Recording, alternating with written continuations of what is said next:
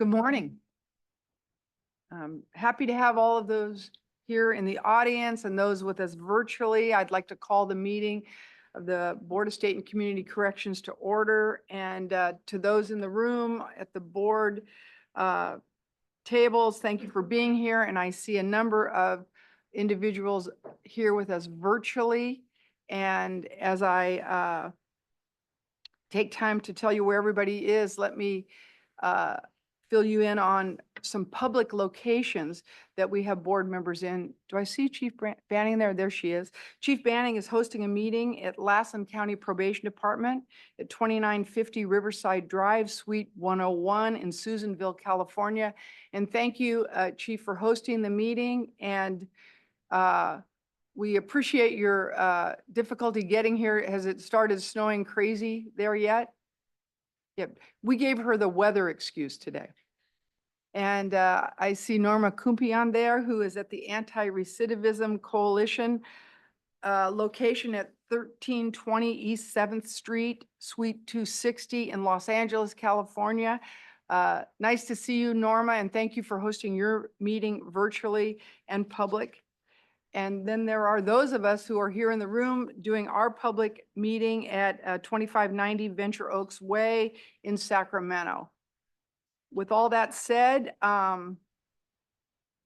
McComber is coming to the meeting, I understand. He actually had a court hearing this morning. I think he told us he was going to be in court, and he will be running late, but he will be here. We're going to keep the roll open as we have a very delicate quorum issue that we're trying to address. And so if we keep this open, all of the votes that we do will be sanctioned by legal counsel today. Is that a fair statement? Also, in terms of membership, Sheriff Corpus has resigned the board, and I would like to take this moment and thank her for her service. And we once again will await and see what the appointments office does on a new sheriff joining us on the board.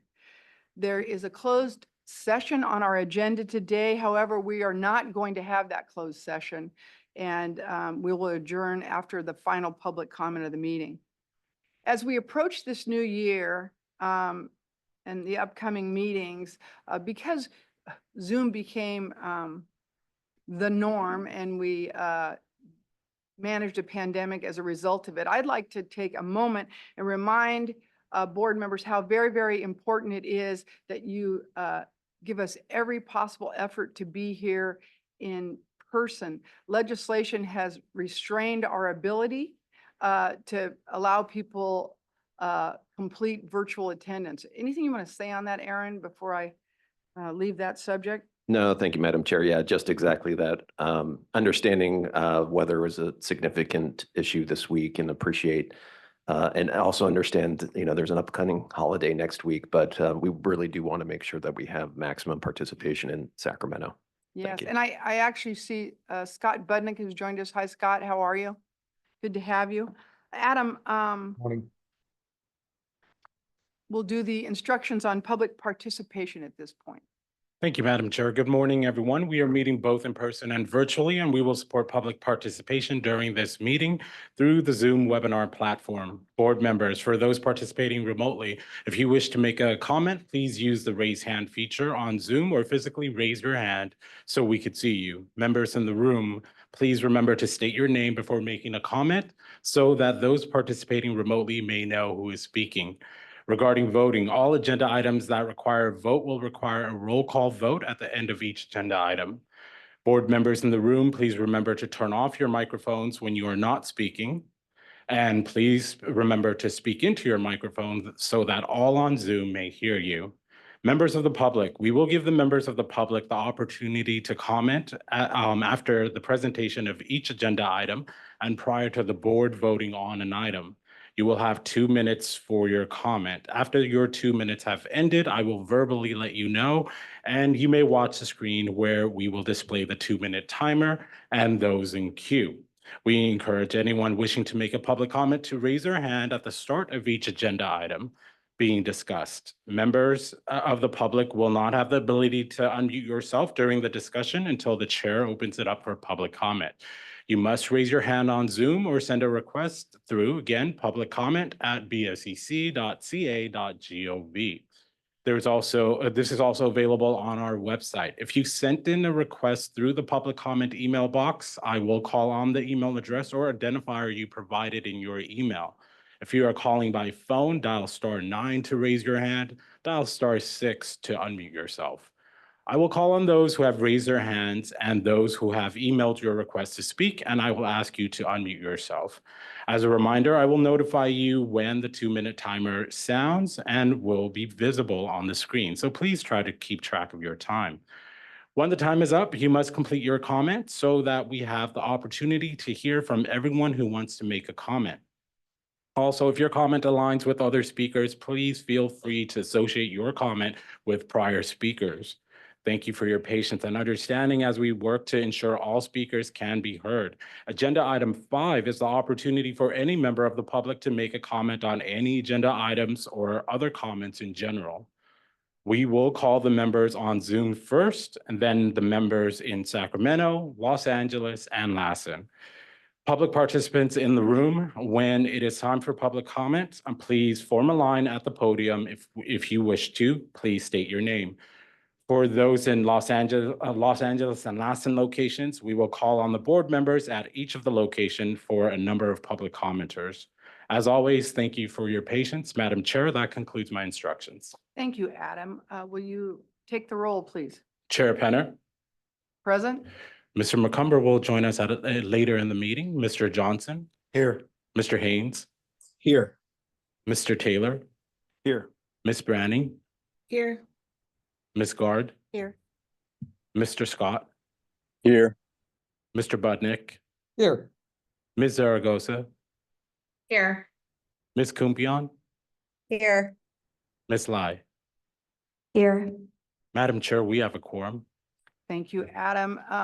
Of note, regarding board members this morning, I would like to call attention to a couple of things. First, it's our first opportunity to see Dr. Lai in person. She has attended a previous meeting, but it's great to have you here, and thank you for making every effort to travel. Thank you. It was actually quite seamless. Good. That's Yeah. what we hope for here at the BSCC. We'll hope the trip home is seamless also. I hope so. Thank you. And of note, as we leave a new member, I'd like to go to the OG of the BSCC and address Scott Budnick. Congratulations to you. Speaker Robert Rivas has reappointed you to the board, and Scott is so busy that he didn't know he was reappointed. That's how much this guy's moving and shaking. And he's been on the board since 2013. He's a big deal in many, many ways. I just would like to take the opportunity to say, Scott talks the talk and walks the walk. He's the real deal. He keeps many balls up in the air in terms of his professional life, and his personal commitment to the stakeholders in the BSCC community and the young people in California is amazing. And I'm so happy you were reappointed, and wondered if you'd like to say a few words. No, I appreciate the kind words. I don't know how I've become the OG. You're the OG. But I'll accept it. No, it's an honor to serve. Made some great relationships here, both with those that I serve with on the board and those that care very much about the work that we do at the BSCC and show up to meetings. And it's been a huge asset to my personal and professional life, getting to know everybody. So honored to be here along with you guys, and look forward to making some impact together. Thank you. Thank you. Now I will turn to the information items on our agenda. Starting with, also deserving of comment, our interim executive director, Erin McGuire. As you note, this is our first meeting without Katie in some 12 years. And while she is missed, we are confident in your leadership and ready to hear from you today. Thank you, Madam Chair. And I'd like to also just at this time, thank and acknowledge our current staff counsel who is sitting in my previous seat at the moment. So Eloisa Tuitama has stepped up Yes. to do some, try to take some of the legal work that I had been previously doing off my plate. I really appreciate that. And Just as we were talking behind your back, we just thought you needed somebody there for security today. I could use that as well, and I appreciate her willing to be able to step into that role as well. Thank you. Yeah, so I will try to do my best executive director report at this moment this morning, doing a few division updates. I'd also like to note we'll be doing a update on Los Angeles County probation and in particular Los Padrinos later in the agenda. That's going to be we'll deal with that at agenda item I when we get the updates on all our local detention facilities inspection updates. So first, division updates. I'd like to start with our grants division. And I'd first like to introduce a new member to our grants team, Adrian Winnock, who is in the audience today and is waving and playing along. Thank you, Adrian. She started this month as our new assistant deputy director in the grants division. She comes with us with 18 years of grants management experience. Most recently, she was at the California Energy Commission, where she helped manage over $4 billion in contracts, grants, and loan programs, and improved a lot of practices at that agency. And we are thankful she is coming over to assist us with streamlining some of our processes, which we hope will actually assist in helping us get invoices paid a little bit quicker. And we'll be assisting our director, Colin Curtin, with a lot of the day-to-day work. So welcome, Adrian, and thank you for being here. Adrian is hiding behind the podium. Either she doesn't want me to see her or she doesn't want to see me. There you are. Nice to see you and hope we can chat later. Thank you. Turning to, I wanted to bring the board's attention just to an item that's on the consent calendar, just to explain very briefly of what we're doing with that item. We are seeking a 6-month extension for the Calvit program. We actually were calendaring and we're anticipating releasing a new Calvit RFP today. This was based on, we had anticipated some revenue from the new excise tax and ammunition tax that was imposed by AB 28 that would have been used to fund our next round of grants. It turns out that that revenue is not going to be available until later next year.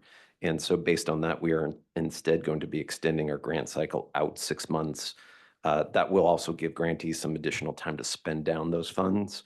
The new CalVIP legislation that got passed also requires us to do advance payments as part of that thing. And so in order to do those advance payments, we really do need those revenues, which is why we're seeking that extension and delay. Turning to updates with our new in-custody death review division.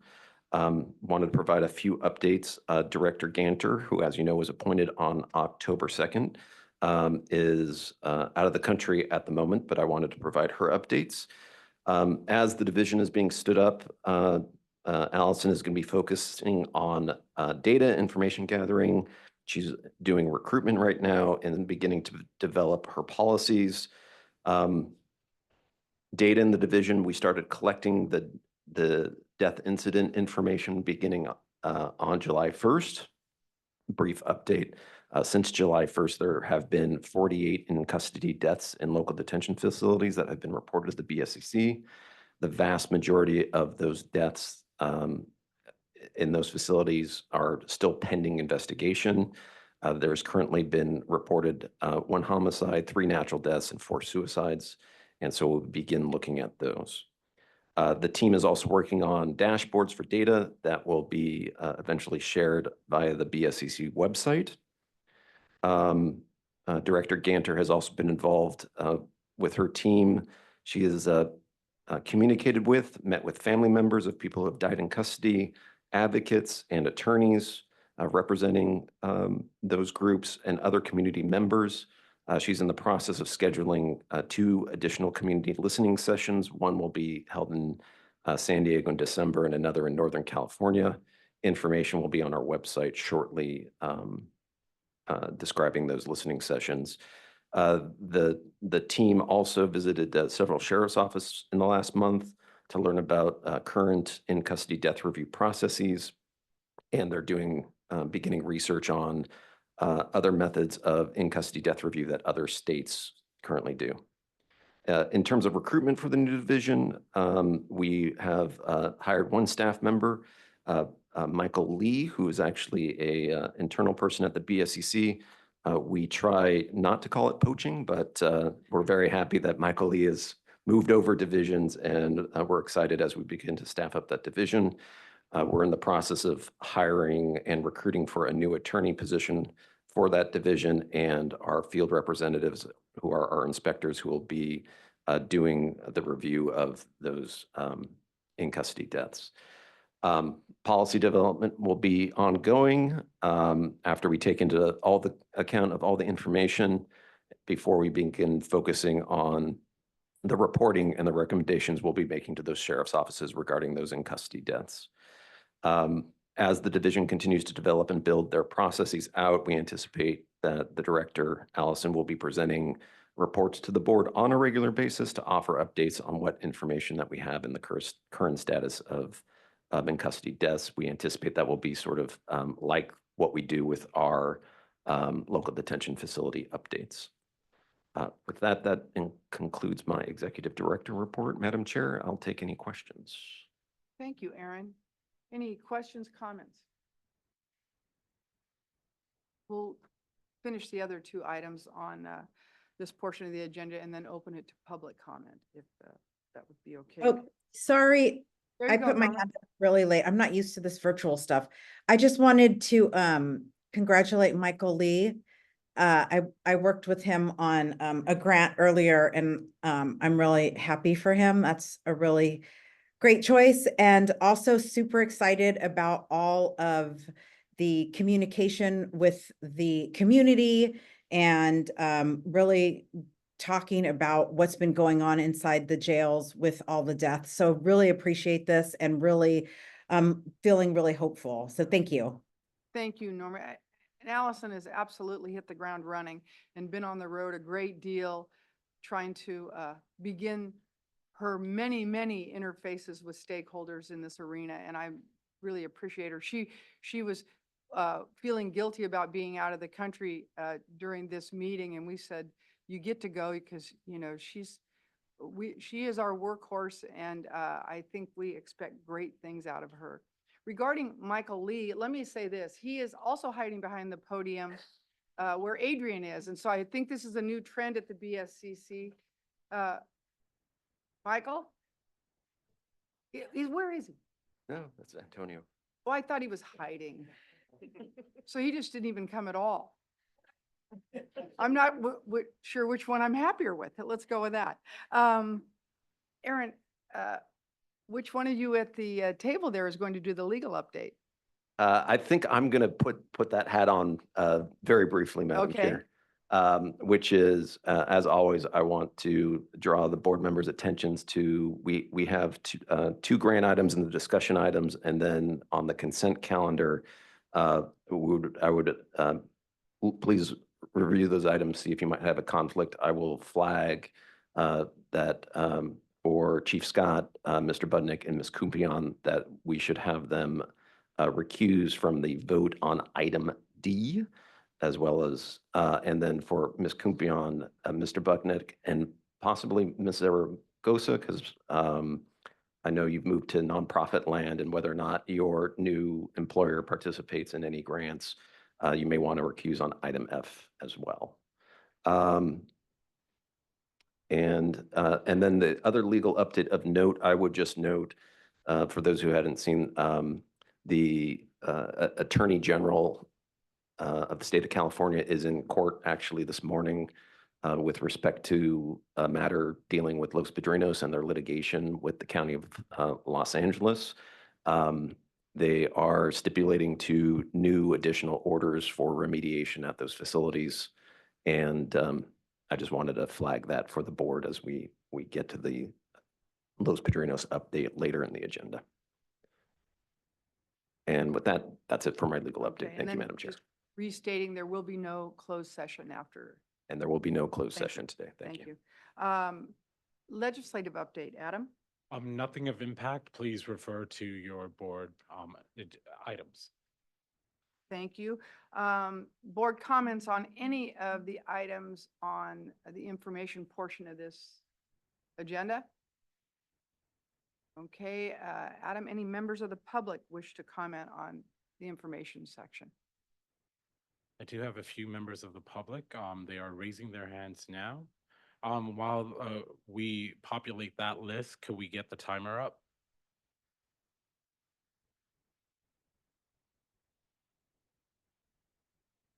And do we want to also see in our remote meetings if there are members of the public? Anyone in Chief, Lassen, anyone in Los Angeles? Okay, Norma's going to check. She's a quick mover on this. Chief anybody- Browning, do you have any? No, Thank you. Norma? no, but I'm getting people interested, so. Well, you keep running out of the room. I Yeah, I understand that. know, they're all like, what? So, but no, You're back again. Okay. Okay, so let's go to Zoom and can we get the timer?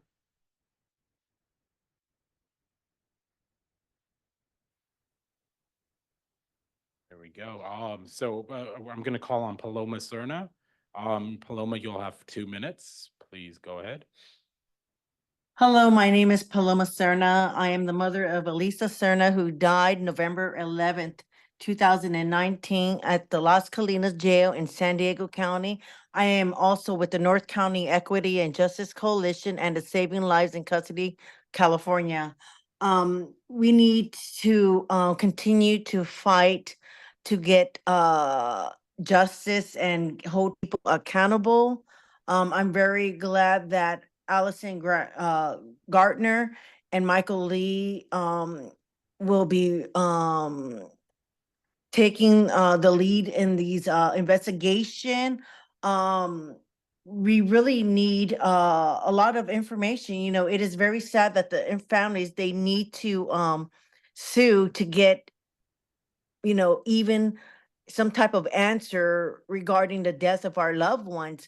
You know, the sheriff department, they continue to withhold information, not only about deaths that takes place in their jails, but also concerning overdoses. The San Diego sheriff just changed their website, and they're not really notifying the public of how many overdoses or Narcan's been deployed. And so we're left in the dark pretty much. And so I wish, you know, you guys would continue to give our oversight, our the Citizen Review Board, the Board of Supervisors. I don't know if you guys have any control over them and giving them some teeth into fighting the sheriff department. She's refusing to even scan her deputies. With the drugs that are being smuggled in, you know, it's easy to put blame on the victims or the families. You know, they like to say that these people come from bad homes and they don't. Thank you. Thank you. Thank you. Thank you. And next we have Yusuf Miller. Yusuf, go ahead. You have 2 minutes. Yes, my name is Yusuf Miller with the North County Equity and Justice Coalition, Saving Lives in Custody campaign in California. I would like to echo the excitement about Director Gartner and Michael Lee. They are phenomenal. I've talked to them and they are really intentional and purposeful as they're trying to gather their data and information and hit the ground running. So I want to celebrate them as well. Also, I want to talk about the transparency that we need in not only San Diego County, but also supporting San Mateo County, where the sheriff there is not being forthcoming with transparency to get to the bottom of what's going on there.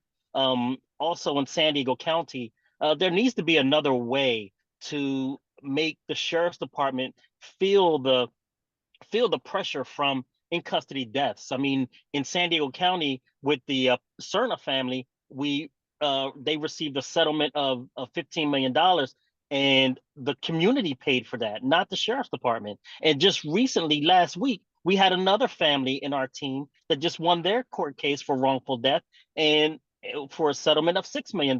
Again, the sheriff's department don't pay those. So how are they going to feel the pressure to improve and do better if they have no consequence when these things are happening? I think there needs to be some kind of implementation of a reprimand or something for preventable wrongful deaths in the jails, so that the departments can feel the pressure to change and save lives in custody. I want to hasten and welcome also the AB 268 chairs that are coming in for the medical and mental health. I would like to also sit down and talk with them and get that program on the ground running. I'm sure they're wonderful people, and I can't wait to get started on these campaigns. Thank you. Thank you. And if there are any public commenters in this room, please proceed to the podium. And we have none. That's all for public comment, Madam Chair. Thank you very much. We'll move now on to the consent calendar, which is item A through D on our agenda. I'm looking to any board members to see if there is any desire to pull any items from the agenda.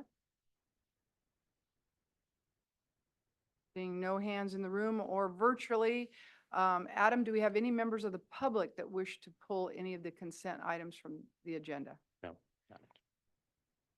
Do we have any questions or comments in the room? Do we have any public comment regarding the consent agendas? We do not have public comment for consent items. Thank you. I'm looking for a motion and a second to adopt consent agenda. And I'd like to recommend we take these separately. So items A, B, and C in one vote, and then item D separately, so we can have our recusals with Mr. Scott, Ms. Budnick, and Ms. Kumpion. Okay, So A through C. all right.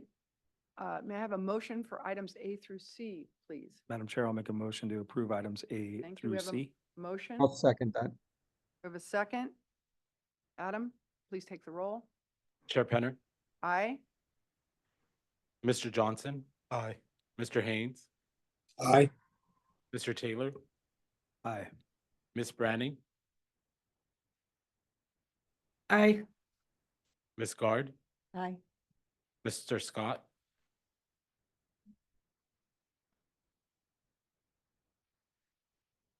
oh, Aye, Saying sorry, aye. Red. I'm reading Trying to get lips off and he mute. said aye. Aye. Mr. Budnick, Aye. Ms. Zaragoza, Aye. Ms. Kumpion, Aye. Ms. Lai. Aye. Madam Chair, the motion carries for agenda items A through C, and I will call the roll for agenda item D. I probably should get a motion in a second. Oh, yes. Once in a while, I catch you, Adam. Thank It's very exciting. May I have a motion and a second to adopt item D on the consent agenda? So move. We have a motion. May I have a second? Second. Okay, we've got a motion and a second. Adam? Chair Penner, Aye. Mr. McCumber is running late. Mr. Johnson, Aye. Mr. Haynes, Aye. Mr. Taylor, Aye. Ms. Branning, Aye. Ms. Guard, Aye. Mr. Scott, Mr. Budnick, and Ms. Kumpion recuses from this item. Ms. Zaragoza, Aye. Ms. Lai. Aye. Madam Chair, the motion carries for agenda item D, but Madam Chair, there are enough votes for approval, but we are holding the roll open for Secretary McCumber, and we'll come back to it when he arrives. Thank you. Moving now to the action items on the agenda. Item E, Eddie, come on up. We have Eddie Escobar presenting on behalf of this item regarding missing and murdered Indigenous People Grant Program, Cohort 3. Yes, this is honesty, right? Can you hear me? Yep. Yes. All right. Good morning, Madam Chair, members of the board on this wet and rainy day. Thanks for being here. Eddie Escobar, Field Representative with the Corrections Planning and Grant Programs Division. and I will be presenting agenda item E as recommended by the Executive Steering Committee. This agenda item requests board approval to release the Missing and Murdered Indigenous People Grant Program Cohort 3 request for proposals. First, I will provide a brief summary of the MMIP grant program. The grant program was established in the State Budget Act of 2022. This grant provided competitive funding to federally recognized tribes in California to support an array of activities, such as outreach and awareness campaigns, mental health and substance use disorder treatment, family support services, human trafficking education, or to foster collaboration between tribes and their local law enforcement partners. In July 2022, the board approved the establishment of the Executive Steering Committee to be chaired by board member Norma Kupion. The first RFP made $11.4 million of funding available, and only 4 tribes submitted applications. In 2023, the board approved the 4 proposals requesting $3.3 million in funding, leaving $8.52 million unallocated. The State Budget Act of 2023 included a one-time augmentation of $12 million. Combined with the funding unallocated from the first round, a total of $19.92 million was made available for a second round of grant funding.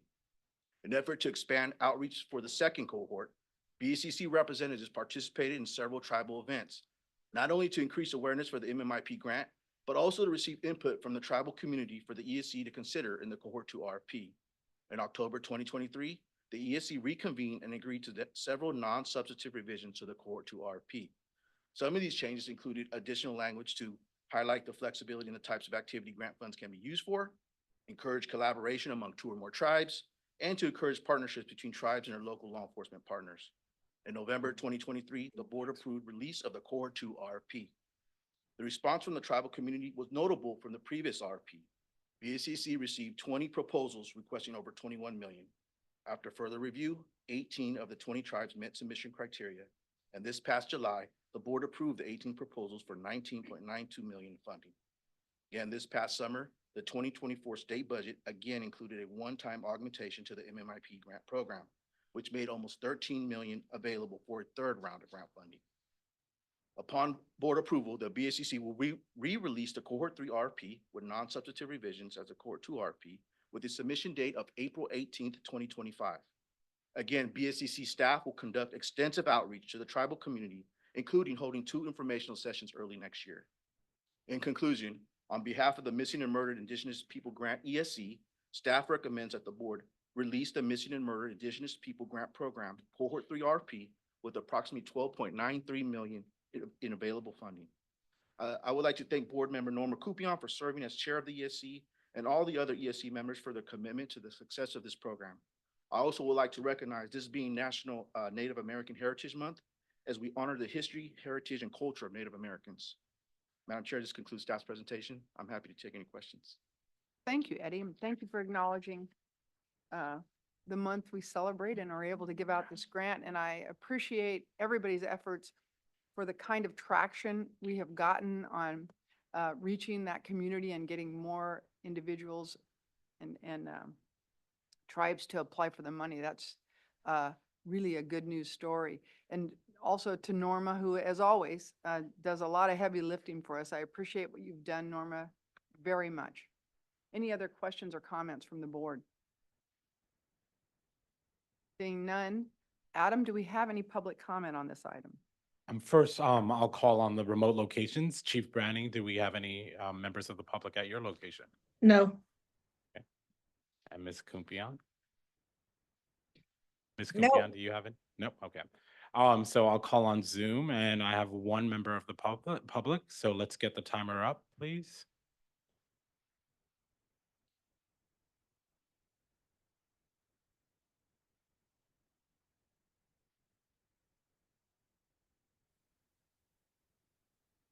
All right. So first, I'll call on Yusuf Miller. Yusuf, you have 2 minutes. Please go ahead. Yes, this is Yusuf Miller, North County Equity and Justice Coalition, Saving Lives in Custody Campaign, and Saving Lives in Custody California. A happy Indigenous Peoples Month, and I am calling from Kumeyaay and Payakumweechum unceded territory. I would like to thank the hard work for the workers getting those grant fundings out and making sure people know about it. And hopefully when you make the next round public, I'll try to share it out to the San Diego County tribes as much as possible, do my best to help out. And I just think this is wonderful. And I thank you for even having this so that there's grant monies available for anti-human trafficking. San Diego, California is on the top 13 worst places in the nation. And we have about 3 on that top nation list: San Diego County, LA County, and I think it's San Francisco. So thank you for doing that work. Thank you. Next, we have Cheryl Canson. Cheryl, you have 2 minutes. Please go ahead. Can you hear me? Yes. This may be off topic. I'm not sure on Zoom. Sometimes I can't tell when it's the topic to speak on this, but I felt ignored at the last BSCC meeting when I received comments from Scott to get his information and to contact him, and that he had personal recognition or familiarity with the warden of Kern Valley. And I haven't heard from anyone regarding my son when he went to crisis bed on October 1st. And then when he got out, his custody level was increased, which dissuades people from receiving or even advocating for their own safety and unsafety. I'm gonna continue to be the voice for them as their mother and as a community mental health expert. And I'm I feel just ignored. And like I said, in spite of the comments and the empathy from Scott Budnick, I haven't heard anything from him. I don't know his direct email. I called the office of the ARC. My son is involved with the ARC, and I was told to contact the ARC when it was close to my son receiving his parole hearing.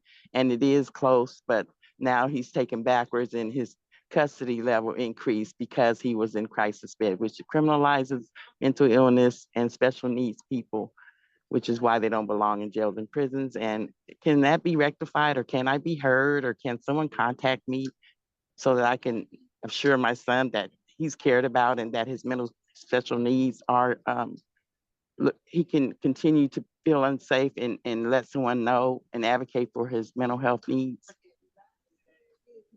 I heard nothing from the warden. I'm still barred or still I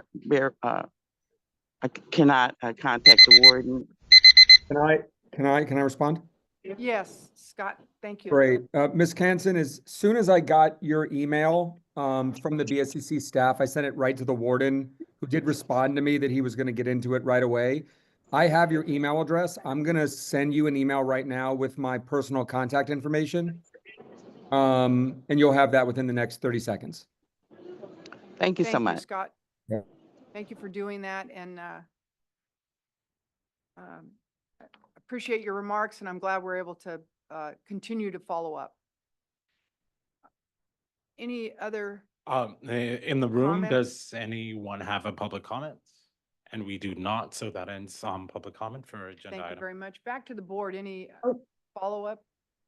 Yes. Norma? Thank you. I wanted to just thank Eddie for all of his hard work. It was, if you all remember, it was really difficult for a while to engage a lot of the tribes, and Eddie really made an effort, and the other BSCC staff, to reach out and attend events to try to get this funding out that's really needed. And so I just want to really I want to say I really appreciate you, Eddie, and thank you. It was a pleasure to work on this and to be in community with the community members working on it. So thank you very much.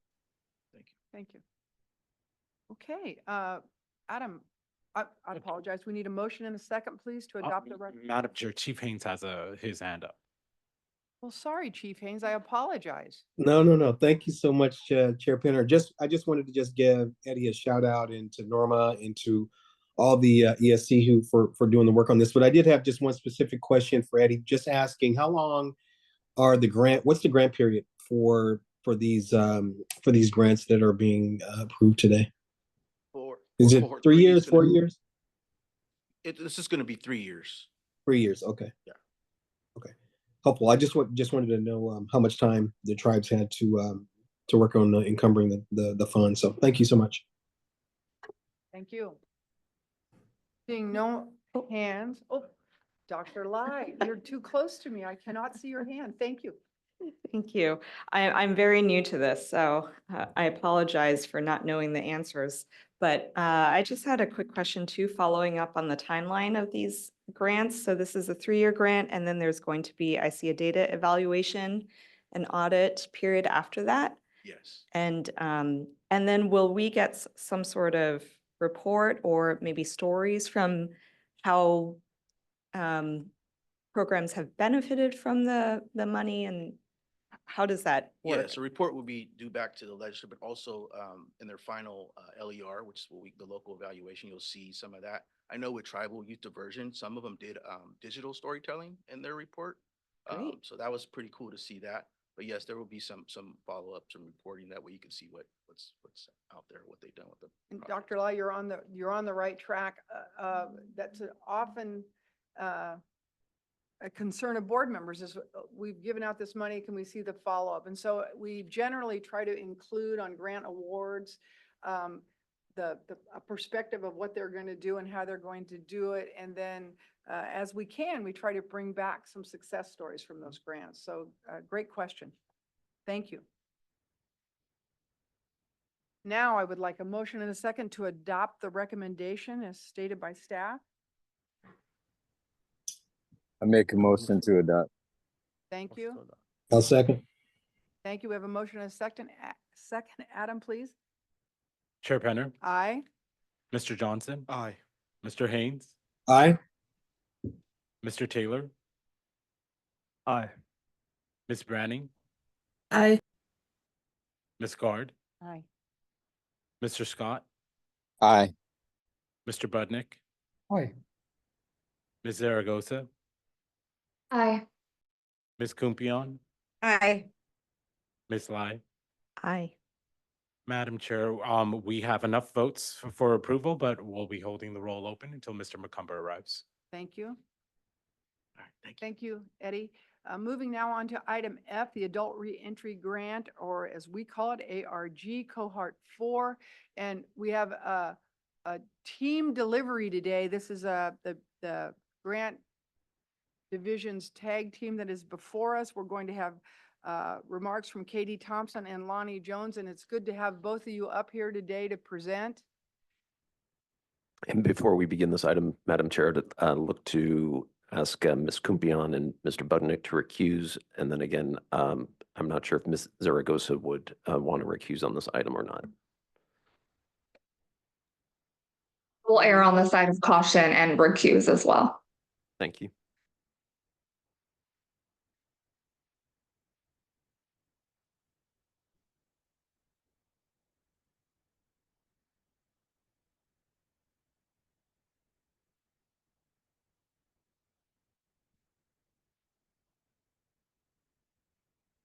There we go.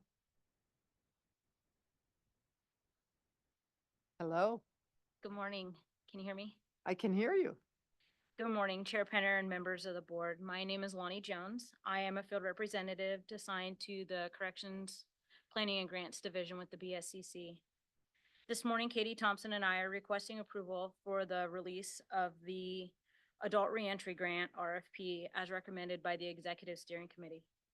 Item F on today's agenda. I will be providing a summary, background, budget information, and the key grant components, and Katie will be providing information on the grant structure, activities, and reporting requirements. ARG Cohort 4 will make $108.3 million available to eligible community-based organizations to provide warm handoff, reentry, and rental assistance housing programs to support individuals released from state prison. ARG was established in 2018 Budget Act and has received annual funding throughout the Budget Acts. Since ARG was established, a total of 217 projects have been awarded more than $221 million in funding. Budget Act of 2023 and Budget Act of 2024 both provide $54.15 million for warm handoff and reentry services and 54.15 million for rental assistance and housing for offenders transitioning from state prison to communities, with priority to those released to state parole. Of the 114 million that has been allocated to ARG, up to 5% shall be available to BSCC for the cost to administer the grant program. As I stated above, we are requesting the release of the ARG RFP as recommended by the ESC. Budget Act language required BSCC to establish an ESC comprised of members of relevant state agencies with enterprise in public health, housing, and rehabilitation, justice impact individuals, and community-based organizations focused on reentry. If you refer to attachment F2, you can see we were able to establish a well-rounded group of subject matter experts as the ESC for ARG. We'd like to especially thank BSCC board member Jason Johnson for holding the position as the chair on that ESC. ARG projects must be guided by a housing first approach. Housing first is an approach to serving people experiencing homelessness, and recognize homeless person must be able to access decent, safe place to live. Only community-based organizations with a 501c3 nonprofit status that provide direct services to the community are eligible to apply. ARG projects will be awarded for a 42-month term from July 1st, 2025 to December 31st of 2028. The first 3 years are for implementation, service delivery, ending June 30th, 2028, leaving the last 6 months of the grant term for the completion of the audit and final evaluation report. The Executive Steering Committee determined that eligible applicants could apply for a maximum of 4.5 million for the entire grant period. Within that funding threshold, applicants could request up to 2.25 million in warm handoff reentry services and 2.25 million in rental assistance and housing. This concludes my portion of the presentation. I will now turn things over to Katie. Thank you. As we see a warm handoff right here.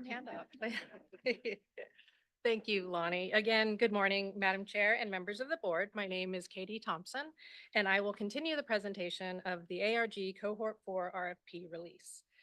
As Lonnie mentioned, legislation identifies 2 components within the adult reentry grant. 1, warm handoff and reentry services, and 2, rental assistance. However, beyond specifying the dollar amounts for each, statutory language does not define the components or specify the types of services to be funded. Therefore, the Executive Steering Committee has defined both components and provided examples for each. Additionally, and differently from previous ARG cohorts, the Cohort 4 ESC determined that the 2 components are complementary and should work together to ensure participants are engaged in a continuum of care model that addresses an array of needs related to reentry and self-sufficiency. Let's see, the next slide. Yep. Again, the first component of this grant is called warm handoff reentry services, and the second is rental assistance, which has been clarified by the ESC to mean housing. Warm handoff is a collaborative continuum of care that transitions participants from one service to another as appropriate, and reentry includes direct services like barrier removal, navigation, and case management. Rental assistance specifically housing, has been defined by the ESC as direct housing costs such as rent payments, security deposits, and landlord incentives that support participant stability in both transitional and permanent housing. As I indicated, Cohort 4 is a restructure of the previous ARG cohorts that have historically been divided into 2 grant programs. The Cohort 4 ESC determined that the 2 components should not be treated as separate and distinct projects, but rather as one comprehensive program model that provides for an individual and needs-based continuum of care. More specifically, each applicant must propose a project that addresses both warm handoff and reentry services and housing. To support their proposed project scope, applicants can request funding from either category or both. As part of the grant requirements, successful grantees will be required to submit quarterly progress reports, local evaluation plan, and a local evaluation report at the completion of the grant cycle. Next, for your reference, are the planned timelines for the release of the RFP and the grant cycle, with funded projects beginning on July 1, 2025, and concluding on December 31st, 2028. I'm just going to leave that up there for just a second. Is that a period? Yeah. Okay, I wanted to leave so people could review it. okay, okay. So, Yes. go ahead. Thank you. Finally, Lonnie and I and members of the ESC are requesting board approval for the release of the Adult Reentry Grant Cohort 4 Request for Proposals. We are happy to answer any questions and appreciate your time. Thank you. Thank you. Thank you both. I know that was a little nerve-wracking. First, These are very intimidating people on either side of me, Yes, not yeah. myself, but these other people. I think in a time when the state budget is extremely tight, it is great news to think that we're going to put over $100 million out into the field for something I think makes a huge difference out there with individuals released from prison. And Jason, we could not have, you were the obvious pick to run this ESC, whether you liked it or not, frankly. And I know it's a lot of work and heavy lifting, but yet again, this is a good news story for what needs to be done in our communities to keep people safe, housed, and moving forward in their lives after they're released from custody. Looking to the board for any other questions or comments on the issue. Please, this is Janet Gard. Why the decision to make the funding available by geographic area with the 4 geographic areas? You know? So I might defer to Director Johnson a little bit on this too, but there was some attempt for ensuring equity in each of the areas, and that bigger counties or bigger areas weren't competing against areas that had smaller populations and smaller resources. Well said. That's exactly was our intent, to make sure that the smaller counties wouldn't be at a disadvantage for those that have higher population and density with our population that we're trying to serve. So leaving some funds in a pool for them to be able to compete with amongst other counties of a similar size. Thank you. Which we do, we regionalize often, or we break the state into regions for funding often for that very same reason. Thank you for paying close attention to that. How many parole regions are there in the state? Well, right now we have what we call state field operations. So we've merged and consolidated. So it's just field operations and headquarters. Okay. So. Yeah, I'm so old school. I didn't know. Don't tell me how long ago you did that. That would be embarrassing.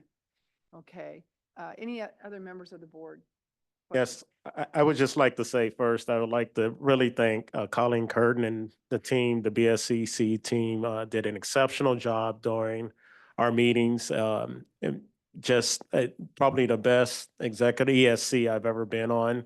The makeup was awesome with individuals with lived experience. It was a very intense, passionate meeting committees. And I also want to just thank the public who watched and contributed and gave really meaningful suggestions to us, especially those organizations who have partaked and received funds from the previous cohorts. But exceptional job. I mean, just spearheading it. This was something that, I really enjoy having my name on it, but it was really the work of the BSCC and those individuals who were part of the committee to make this really great, what I see, really great RFP going out there to the community to help those that are in dire need. So thank you. Thank you. Just a couple comments, Madam Chair. So for two of you, thank you for the presentation. I should say this after every presentation, but I think when we go through a thing like this real quick, it doesn't really encapsulate just how much work behind the scenes goes into just this presentation and how much of a heavy lift you all did. And I just want to comment that as a rural county sheriff and a small county sheriff, I'm very happy to see that there is a carve out for small counties because it's so neat. This reentry deal is so needed. And I think it was neglected for a long time, and I think we've been doing a good job with it in the state of California. But for those of you that are watching or listening, it is clearly that warm handoff of people that are leaving custody, trying to reintegrate into society that I think was missed for so long and really put people at a disadvantage. So this is a great use of public funds to make sure that when someone comes out of our custody, that they're given a chance to get on their feet and go down the right path and not just forced out the door to just figure out how to survive. So I think it's a great program and thank you for chairing it. And I do think it's nice that when you're the chair, you say it's the best one you've ever been on, but grateful for all the work from everyone. Thank you. Dr. Lai.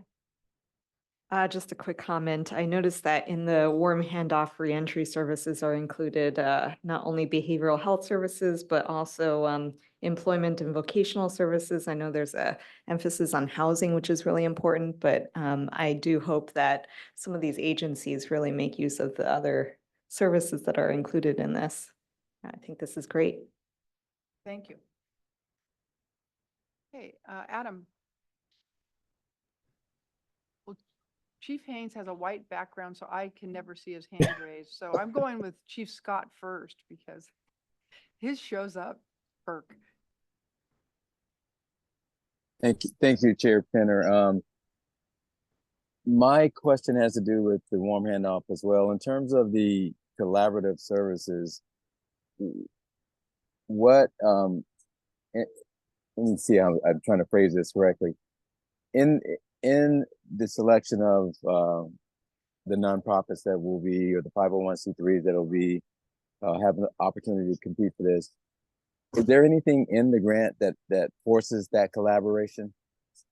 I mean, is that going to be a requirement? And it's one thing to wish for it, but is there anything that demands it in this grant? Either one of you want to address that? So the way that the grant was restructured from previous cohorts is it's so that it is a continuum of care and an entire process from warm handoff to reentry services to transitional and permanent housing. And so some of the organizations that are currently funded don't provide direct housing services. So they would naturally need to coordinate with other services. We also have included as part of the requirements in the grant is an indication that they are going to be working, especially if they are doing in custody, in reach, they're going to be working directly with somebody from CDCR to ensure that there's a connection between a correctional counselor and the staff on the outside to make sure that that participant is participating in a warm handoff so that the case plan even can follow them out into the community. And that's part of their I'm not sure if assurances. that was the question. Oh, yeah, sorry, go ahead. Does that answer your question, Chief Scott? Well, partially, and I think she was Worded it getting, differently. yeah, yeah. So partially, it's just what would force that collaboration, or is there anything? I mean, would they have to be MOUs as a part of this, or agreements that? I guess where I'm going with this is it's very hard, and this is from my own personal professional experiences.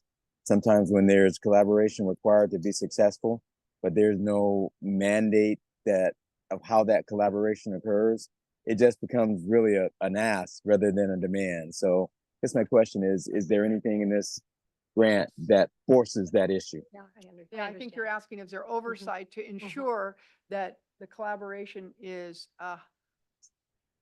Right, certainly exactly. we wouldn't say force, but we would say heavily encouraged. Yes. Yes. Yeah, if I recall, I know we spoke about that because that was one of the concerns that we had during our committee meeting, and it was to make sure that the language was embedded in there that, in essence, directed them to show that there is a required need to collaborate as it relates to these fundings. Right, and any dollars that pass through from the funded applicant that pass through to another provider, which they're allowed to, subcontract, that the same requirements for how we hold that initial grantee responsible for expending the funds, the same requirements apply to that subcontractor as well. So there would need to be an MOU or contracts between two or more organizations that are required as part of the grant. Yeah. Thank you. Thank Thank you. you. Chief Haynes, I finally found you. There you go. They're Yeah. always got a new black background. There you go. There you go. Can you see that? It's the raw, there you go. Hey, thank you, Madam Chair. Just a quick question in regard to the advance payments, and how that's going to be administered. I was reading, that only 10% of whatever the allotted or the approved amount would be, dedicated toward advance payments. And then there was some, periodic, requirements for reporting and those kind of things about how those expenditures are going up. I think my biggest question is just for staff, and will we have the ability to be able to continue to monitor that, so that we can assure that if advance payments are going to be going out, that we have the bandwidth to be able to be sure that, you know, folks are staying on track. Good question. Yes, please. Yes, that is part of our monitoring efforts as field representatives. And also our fiscal teams to ensure that if the advance payment is requested and it goes out, then it's on a steady repayment process. And somebody snuck up behind you during your answer, and I do believe Ms. Curtin would like to address the issue also. Advanced payments are still, not the norm for us, Chief Haynes. So thank you for your question. What we're planning to do is allow the grantees to pay the advance back incrementally. So as they submit invoices, we will withhold 50% of what they're claiming towards payment of that advance. So it allows them to actually have a little bit of operating expenses too as they go along. Yeah, it makes But they sense. will be required to invoice regularly, maintain supporting documentation and pay back that advance incrementally. And I would say that there was a point in time when the BSCC and grantees that were getting upfront payments didn't quite, it didn't gel. And we've made a great deal of strides internally to ensure that those upfront payments are secured, I guess is the word I would use. And that, all of the sort of audit resistant sorts of things are in place. Audit, not resistant, audit compliance are in place with those. So And then thank you. Colleen, That in helps a regard, lot. just one last Yes. thing, in regard to those requests for advance payments, so do they have to have any kind of particular justification, or is it just that the request made before we would approve advance payments? We're still working on that. To be eligible for the grant, they have to meet very specific eligibility criteria, which we will be checking on. And then we're developing criteria. The legislation, there is legislation that speaks to advance payments, and it says that grantees requesting advance payment must show, be able to document their need. So we're working on a policy right now on how we will require grantees to document that need. Perfect. It's huge for those agencies that don't have, like you said, the funding to be able to stand up a program. So good deal. Just make sure we have our monitoring in place. I appreciate that. Thank you. Thank you. Oops. Any other questions or comments? Okay, now we're going to members of the public. Adam? I checked with board member Kumpion with LA, and there are no members of the public there. Chief Branning, do you have any members of the public? No. Okay, and we have no members on Zoom and none in the room. There are no public Okay, comments. the item back to the board. I would ask for a motion and a second, please. I will so move. We have a motion? Second. We have a motion and a second. Adam, please. Chair Penner, Aye. Mr. Johnson, Definite aye. Mr. Haynes, Aye. Mr. Taylor, Aye. Ms. Branning, Aye. Ms. Guard, Aye. Mr. Scott, Aye. Ms. Lai, Aye. and Mr. Budnick, Ms. Zaragoza, and Ms. Kumpion recused from this item. There are enough votes again for approval, but we will hold the roll open at this time. Thank you. And Lonnie and Katie, not only did you make it through the presentation, you got unanimous support by the board. So good to see you. Thank you. I appreciate it. Moving on now to item G. Oh goodness, we have another first-time presenter. Did you want me to tag team with you? I could really mess this up. Would you like to? You're absolutely welcome to come stand. Hello, Ginger. How are you? Good to have you here. She is a staff services manager with our FSO division, so we appreciate you being here today and presenting. And I will now give the floor to you. Thank you so much. Good morning, Madam Chair and members of the board. I'm Ginger Wolf, Staff Services Manager 2 with the Facility Standards and Operations Division. I'm here today to request approval of Agenda Item G, which is the modified text of Title 15, Section 1028, regarding fire and life safety and the administration of cardiopulmonary resuscitation, also known as CPR, on non-responsive persons in local adult detention facilities. As some of you may recall, at the February 2024 meeting, the board approved proposed changes to Titles 15, Sections 184 and 1028 in response to Assembly Bill 268.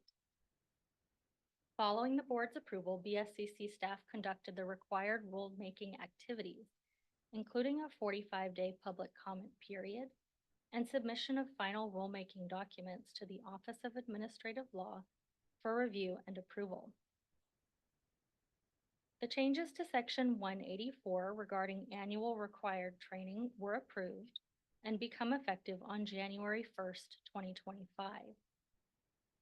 However, through the Office of Administrative Law's extensive review process, they determined that the proposed changes to Section 1028 did not meet the requirements of the Administrative Procedures Act. Specifically, the Office of Administrative Law recommended modifications that further define when CPR is safe and appropriate within the context of the fire and life safety regulation and in local adult detention facilities.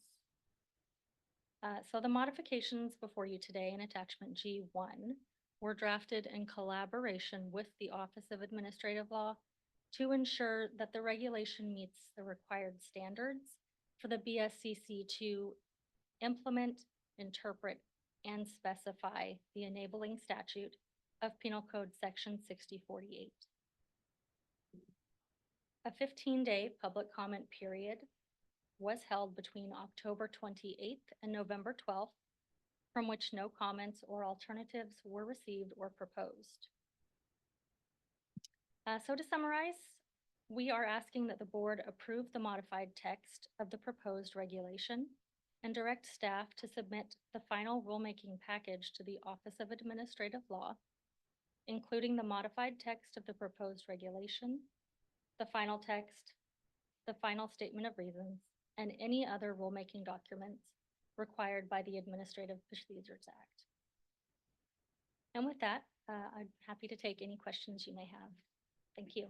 All right. Any questions or comments from the board? This is, how long has it been since we've had something come back to the board from the administrative office on the rulemaking? It's Been been some about time. 2 years, I believe. Okay. Yes. So I think they're just cleaning up some recommendations we had, and this should move forward expediently. Okay. Any members of the board on Zoom have any questions or comments? Adam, any members of the public? I'll check in with our remote locations. Chief Browning, do you have any members of the public? No. Ms. Kumpion? No. Let the record reflect she stopped leaving the building. Now she leans back. And we have one member of the public on Zoom. And if we could get the timer up. And that would be Yusuf Miller. Yusuf, you may go ahead. You have 2 minutes. Thank you. This is Yusuf Miller, North County Equity and Justice Coalition, Saving Lives in Custody, California. And this is great that we're amending Title 15 to include CPR. I thought it would already be on there, but to have this administrative language to clearly state the roles and responsibilities to conduct CPR. One of our impacted family members, one of our family members who we lost in San Diego County, she did not receive her CPR in time in Las Colinas Detention Center, and that's one of the things that we're litigating on. So I'm very happy to see that we're nailing this down, just in case there was any ambiguity about doing CPR. I mean, Title 15 should be clear enough that everyone has a right to health, medical health, mental health, hygiene, safety, and all of these things, food.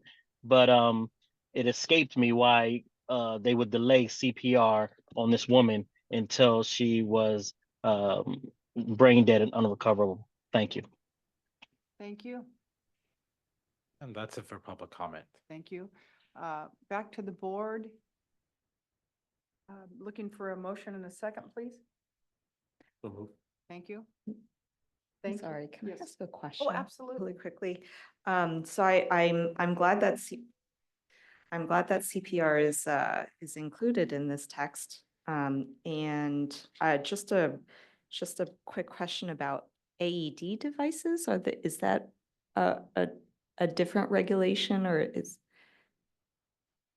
Well, my experience is they're in many, if not all, the facilities I have visited, but I don't know if that's regulatory or a health and safety requirement from their local inspectors. Our I'm- regulations don't speak to AED machines.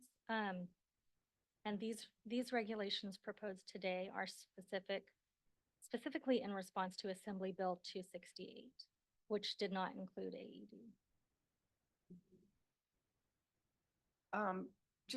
Just as a matter of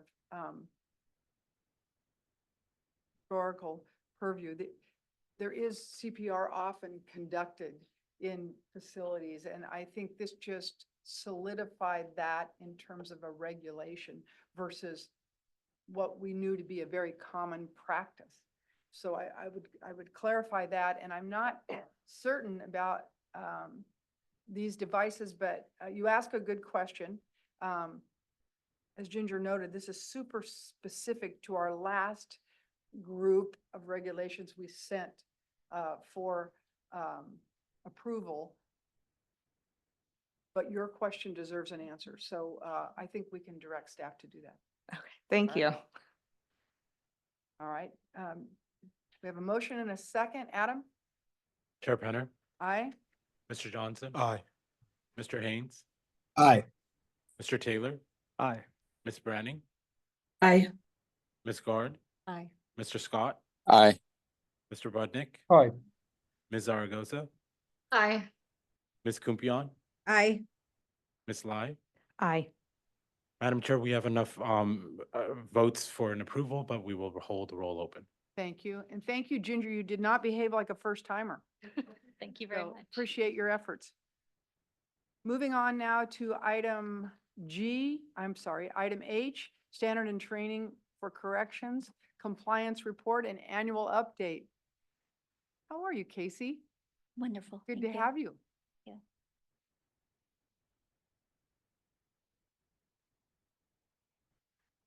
Possibly, we should note at this moment, this doesn't require a vote, but simply observation by the board.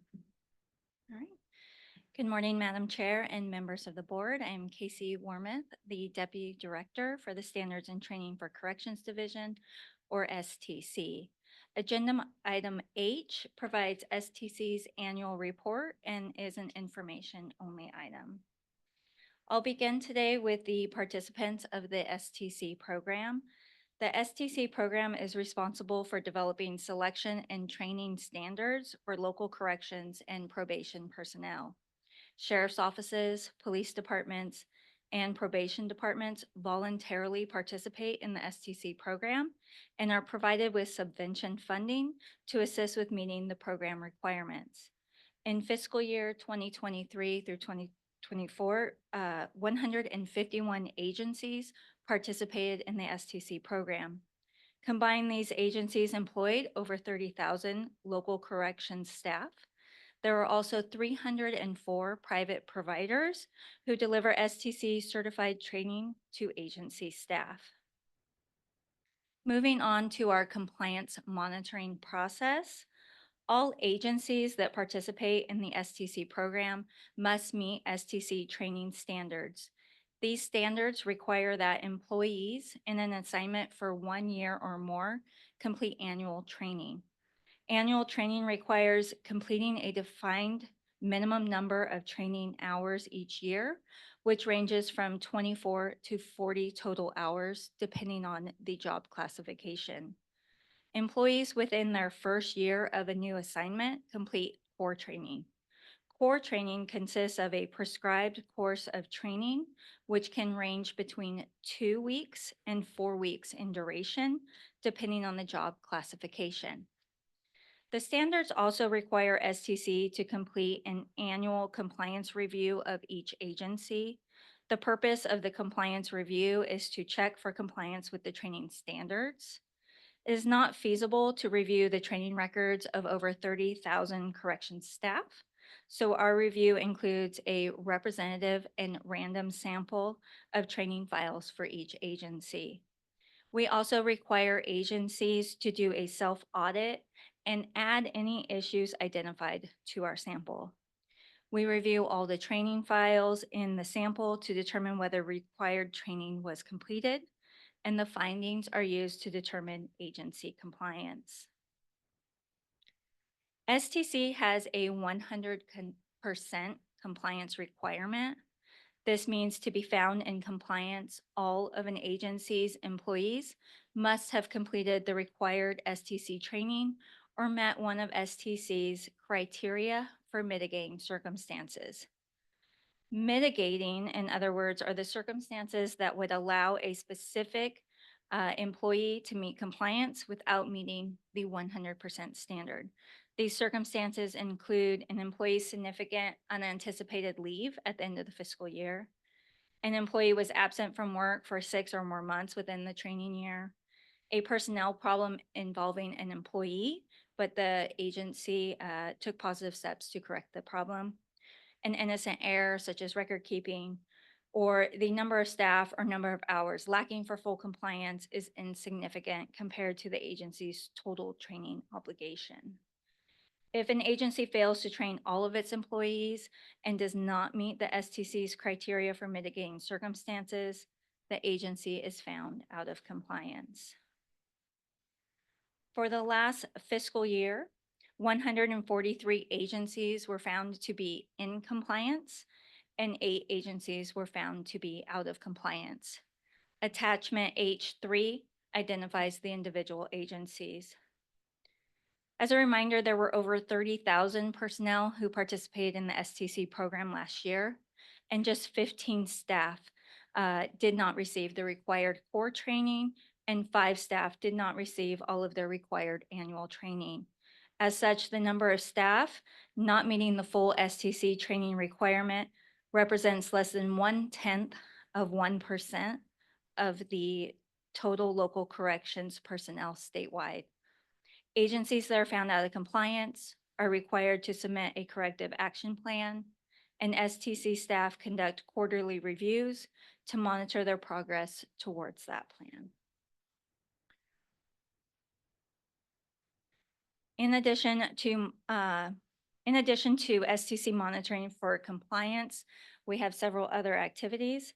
Staff review requests for course certifications to be sure approved courses meet STC standards. They audit courses for effective delivery and provide ongoing technical assistance to both participating agencies and training providers. STC also supports 5 regional training associations that provide a venue for STC training managers to share information and receive STC updates. In the coming year, STC has 2 projects planned. First, in April 2025, we anticipate initiating a project to review and revise both the supervisor core and the manager administrator core course. And I anticipate that a project framework will be shared with the board in April. Second, STC will be implementing an updated selection exam for the entry-level classifications and anticipates the exam will go live in July of 2025. With this update, the format and abilities tested will remain the same, but the test will consist of all new questions, and this is consistent with best practices to periodically update selection exams to support exam security and the proper functioning of test items. This concludes the STC annual report, and I'm happy to take your questions.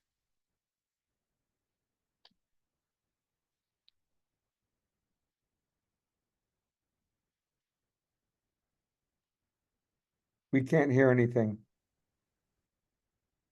I just appreciate all your work. You know, STC goes about its work quietly and is not often before the board, except for some sporadic times over a year. And to consider 30,000 individuals out in the state that must be trained and up to par, that your success rate would make anybody proud. It's incredible. I do note that often the counties that find themselves in peril in terms of being out of compliance are very small counties that have, you know, a low failure rate that's allowed in terms of the percentage of staff that may or may not have gotten their training. Any questions, suggestions, comments from the board? Madam Chair, I'll just comment real quick that as a sheriff, STC matters. It really does. For us to be in compliance with this training is extremely important. And I'm really happy to see that you have the responses that you've had and that we have the compliance that we do have, because it is difficult to, when we're so short-staffed, and just looking at some of these numbers, looking at, you know, we're negative 622 positions over the year before. However, there's more training hours that were put in than the year before. That's a testament to the people that are really trying to make sure that our staff is trained correctly, because it's really difficult to have staff be out of our facilities training. And so, but I just want you to know that the work you do, you know, though it may be behind the scenes, it's really important and it does matter to our staff. So thank you. Thank you. I see Chief Banning's hand is up. I'm sorry, I don't have my hand up. Does that not look like a hand? It does look like. I think you there's a do. cursor that might be, May I? oh, just- there it goes. May I? Yeah, there was a hand up, just for the record. And then I'm not taking anything but a yes on my assertion. Any other members of the board, questions or comments? Besides Chief Banning, who changed your mind, in my opinion. With that said, Adam, any members of the public? We have none on Zoom, so I'll call the remote locations. Chief Branning, do we have any at your location? No. Ms. Kumpion? No. And we do not have any in the room, so there are no other public comments. All right, thank you, Ginger. Moving on now to item I, local detention facility inspection update. I see a new face here. Not a new face to us, by the way. Morning, Madam Chair, board members and community members that are here. I'm Stephen Wicklander. I'm the Acting Deputy Director for the Facility Standards and Operations Division. I'm here this morning to provide a regular update on the status of our facility inspections and outstanding items of non-compliance. You have copies of the reports in your binders, and the information is also available online with links.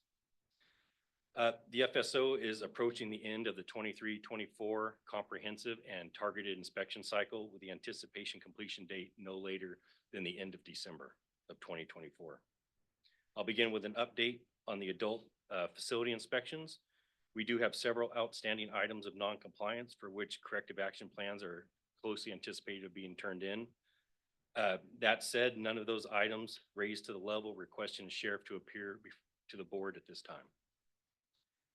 Our website dashboard provides summaries and details of each item of non-compliance, and staff are working on the follow-up inspections to verify these corrective action plans to determine compliance.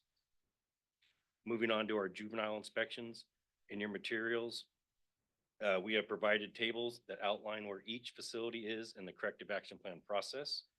but I will share an update on all pending items of noncompliance in juvenile detention facilities with the exception of Los Angeles probation, which will be provided by the executive director. Fresno County probation was found non-compliant with section 1371 programs, recreation and exercise. Currently, Fresno is the only county whose cap is still outstanding with a due date of December 3rd of 2024. So we still have some time. FSO staff are in active communication with Fresno and we do not anticipate any delay. All other agencies have submitted their corrective action plans to the BSCC and are working through their corrective action plans at this time before follow-up inspections are conducted by staff. Follow-up inspections to verify compliance have been scheduled for the following counties: Alameda, Kings, and Mendocino, each of whom has confirmed via correspondence that they have corrected the items of noncompliance with their noted resolution and pending a follow-up inspection. We will keep the board apprised of the outcome of those verifications by staff. This concludes my presentation for the updates of the facilities. Madam Chair, board members, if you have any questions, I'm happy to answer them at this time. Any questions on this portion? Executive Director McGuire? Thank you, Madam. Excuse me, may I interject? Yes. I've been recused from the LA County Juvenile Facility, so I'm going to step out for this. Okay, thanks. Well, it's only. I know it's informational. It's information only, so right. I mean, I would not expect others who have recused previously to have to go, if you wish to say. I get you. You're- I didn't want the other LA individuals feel they have to recuse. Yeah, I mean, again, to the extent they want to hear the information, we'll do that information, but I would, request our people who normally would recuse on this item to, not participate in any follow-up discussion. But I do want to, give an update on the status of where we are in terms of the facilities in Los Angeles County. I'm actually going to do this slightly in reverse than what I had planned, because I just want to note some of the other facilities in LA before I do a much more detailed sort of update and summary of the current status of Los Padrinos. So with respect to non-compliance at other facilities in LA, what is going on right now? There are outstanding items of non-compliance at Barry J. Nydorf with respect to room confinement grievances and the clothing exchange. That is on sort of our normal inspection cycle, which is they have a corrective action plan that is due to us. It's due on November 26th, and we're still awaiting the delivery of that corrective action plan. And then the Dorothy Kirby Center, that facility is was also out of compliance with an item. They submitted a corrective action plan, which was approved on October 28th. Their final resolution date is December 2nd. So we will follow up on those items as standard, as part of our standard process. Okay. Turning to Los Padrinos and what the current status is of that facility. I think the board members should be aware that the current status of Los Padrinos is that that facility has been deemed unsuitable by the BSCC. And there are, going back to April, we've actually had, because we've had so many different inspections that have been taking place by our field representative, Lisa Southwell, we have sort of multiple tracks that have been happening. We would issue inspection reports. She's done a comprehensive inspection. And so there's sort of different tracks of what different items and the timelines in which they have been found out of compliance. Some of those tracks are essentially on hold as of now because the facility is not suitable. So I am going to do a little bit of background and review and a little bit of history of where we are on these different matters, just so you have an overview. And Madam Chair, feel free to cut me off if we're getting too detailed. But as you recall, back in April, the board, I would say, I will characterize as somewhat reluctantly found that the Los Padrinos was back in compliance. Both Los Padrinos and Barry J. Nydorf were back in compliance with our regulations with a pretty strict direction from the board that we would continue monitoring very carefully the activities of what was going on in Los Padrinos and to follow up with any additional concerns of noncompliance. Since then, in August, we issued an initial inspection report for noncompliance with staffing, section 1321. Specifically, the facility was not meeting the department's minimum staffing during the time of our review, which was evidenced by lack of services being provided, including education, outdoor recreation. Youth were being confined in their rooms, and youth were missing medical appointments. That corrective action plan was due to the BSCC on October 11th. BSC staff, we did not receive a draft corrective action plan until October 10th, which was not acceptable for us to receive in the format that it was provided. They did submit an additional corrective action plan on October 11th, which was reviewed and was denied, was also not approvable. That is because the corrective action plan did not adequately outline how the department planned to correct the issues of noncompliance. It did not include reasonable timeframes for the resolution of the staffing deficiencies, including that ensuring that there were an adequate number of personnel sufficient to carry out the overall facility operation and its programming and to provide for the safety, security of youth and staff and to meet established standards and regulation. And the CAP did not provide information how it would ensure that no required services would be denied due to insufficient number of staffs being on duty. So because of that, as I mentioned, the CAP was denied. October 14th, we sent a formal notification because of the way Welfare and Institutions Code Section 209 operates. Because they did not have an approved CAP on file, because we denied that corrective action plan, they are, as a matter of law, considered unsuitable. We sent them a notice of unsuitability on October 14th, which starts a 60-day clock so that on December 12th, the facility, according to statute, shall not be used for the confinement of youth. So that is where we are with respect to staffing at this point. The facility is considered unsuitable. The county has not requested reinspection with respect to staffing. And in fact, the county and the Attorney General are in court today stipulating that the county still is not meeting its remediation plans with respect to the litigation with the California Department of Justice. So that is why Los Padrinos is not back on the agenda for today to consider suitability, is because we have not engaged in a process to reinspect them. They have not requested a reinspection, and which is why they are not on the agenda today. There was also an opportunity for them to be on agendized for a different matter, however. So as part of, again, these ongoing inspections, frequent targeted inspections, unannounced inspections that Ms. Southwell was conducting, on June 28th, we also noticed Los Padrinos to be out of compliance with Section 1371, programs, recreation, and exercise. Since staff were documenting that youth had participated in programs, recreation, and exercise. However, during our review of video, we found that many of those documented activities did not match the activities that were documented. So the video was not matching up with the documentation. And so we issued an initial inspection report finding them out of compliance with that. That corrective action plan was due to the BSCC on August 8th, 2024.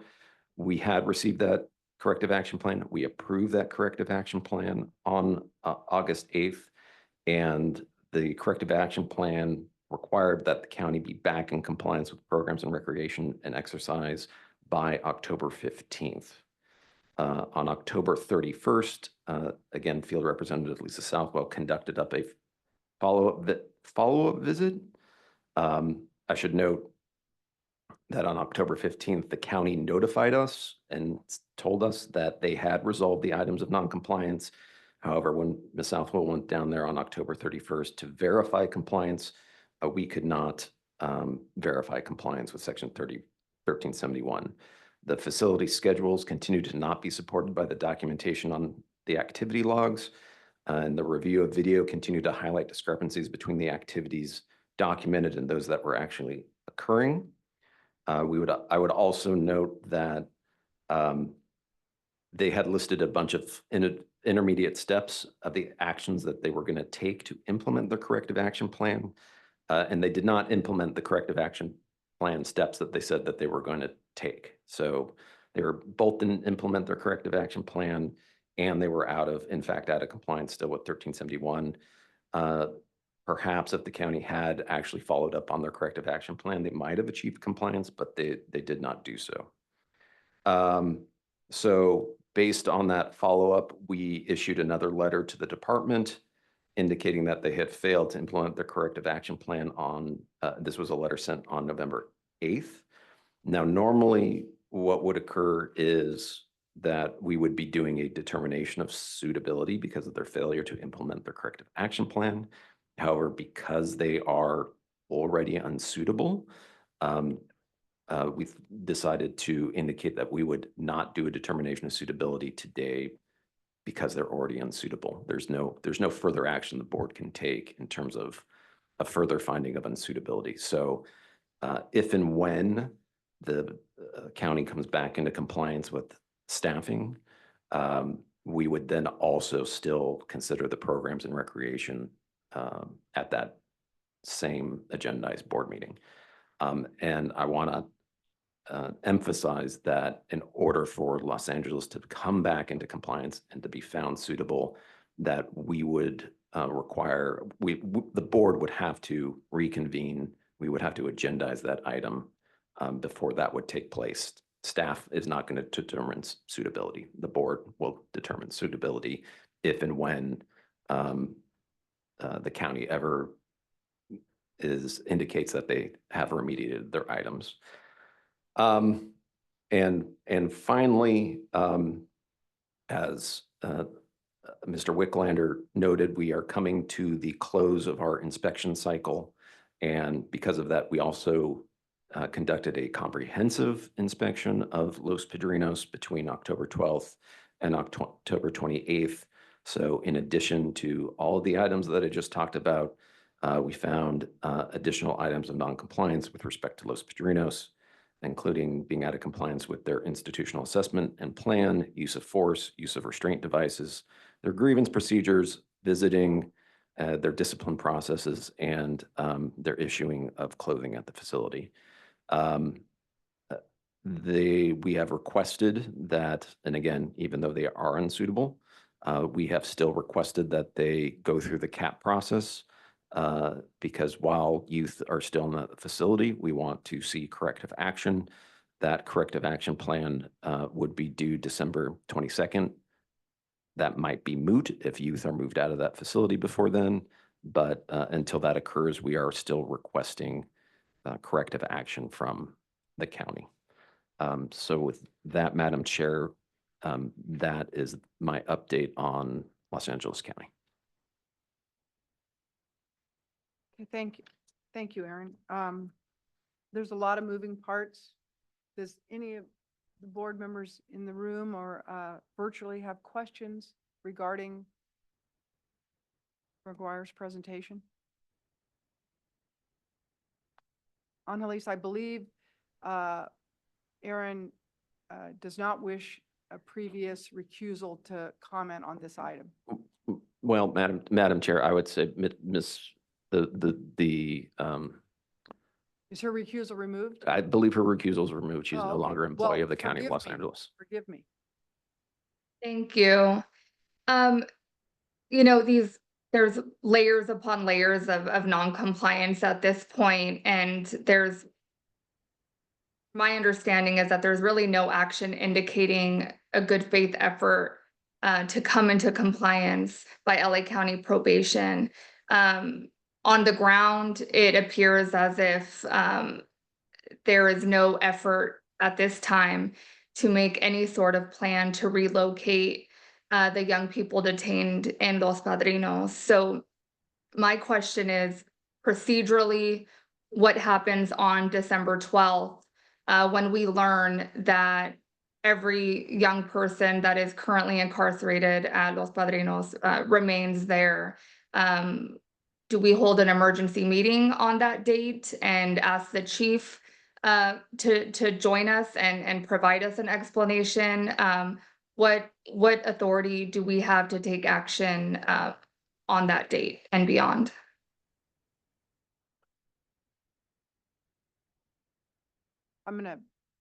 This is a question we have pondered ourselves frequently, and I'm gonna defer to council. I'm going to put on my council hat just for a moment. I don't have an answer for board members Zaragoza at this time. It is something that we are discussing internally, and we may have some discussion in a future closed session. So that is all I can comment on at this time. Thank you. Chief Scott?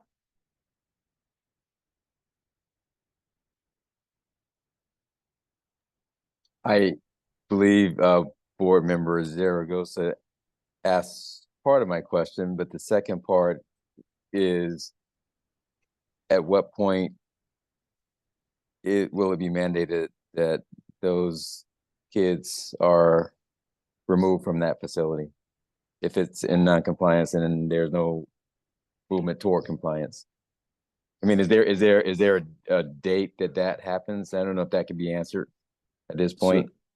So what the statute provides, that based on, again, them being unsuitable within the meaning of Welfare and Institutions Code Section 209A4, the facility is not to be used for the confinement of youth following that 60-day notice. So that is where they currently are. And then what the county does after December 12th, if the youth still remain in that facility, we will have further discussion about. Thank you. I see Norma, is your hand raised? Yes, so I had the same questions as Angeles and Chief Scott. I wanted to know what would happen and then but that's been answered. Then my other question is the tie-in between the court case today and December 12th. Is there, I mean, can we talk about it? Is there something that may happen this morning that would impact what might happen on 12/12? Yeah, I mean, yes and no. They are different. They are different matters. So we are not part of the Attorney General's litigation, and they have been under court decree to implement various plans going back several years now. And today in court, and part of their finding is basically to order an agreed order between the parties to further remediate the issues and to, again, sort of implement the plan that they've been required to implement for some time, with some potential additional, I don't want to call them, I don't know if I would call them incentives or penalties, but there's different things that will happen as part of that order, proposed order, that might impact the county if they don't meet some of those benchmarks. The other piece of that litigation is that that litigation will follow the youth. So the orders, if youth are removed from Los Padrinos, that litigation will apply to those youth and to any pre-adjudicated youth that get moved to what would presumably be another facility, which would then be designated as a juvenile hall. And so they will be subject to those ongoing compliance orders by the court, regardless of what facility the youth are in. So that's sort of how that that interacts, but there's no, and that's all I can really say. Um, since that hearing, I think, was this morning, and I haven't seen any updates as of now. Anything else, Norma? Thank you. Chief Haynes? Thank you. Yeah, thank you, Madam Chair. Aaron, I would just a question about the staffing part of this that was it, I'm sorry, not the staffing, but the 1371 non-compliance. And so when Lisa Southwell went back on October 31st, and she verified that they continue to be out of compliance. And so you said we're asking for a cap in regard to those, what she found there at that time. Although, we know that they're unsuitable at this time in regard to staffing, but we're still asking for a cap in regard to the recreation and exercise? No, so the 1371, this was several months ago. We asked for a cap. We approved the cap. They did not implement their cap. And so what would normally on the calendar take place is a determination of suitability just on the 1371 violation. We decided not to calendar that for today because they're already unsuitable. So that was the, that's what happened in that case. Okay, and then they have not asked for a reinspection in regard to the staffing or 1371, or which one, or both? Both. They have not requested reinspection for either. Okay, all right, thanks. Madam Chair, I have a question. Yes. So on kind of on the same topic as Chief, by not calendaring that 1371, is that somehow, let's say they were able to come into compliance, by us not taking action on the other item of non-compliance, does that giving them more time to address that? Yeah, yes and no. So we would probably agendize both those things at the same time. And if they came back into compliance with staffing, they might be found unsuitable because of the program's recreation exercise. They theoretically we might have to renotice them. I'll have to think about that just a little bit more, but they would still be unsuitable still. And, if they have additional time or not, I'm not sure.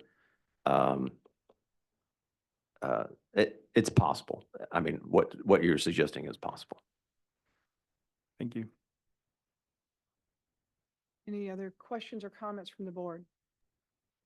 I should note for the record, Secretary McCumber did make it in. He was here for this entire agenda item, and I know you had a really busy morning yourself, so I appreciate you making it in.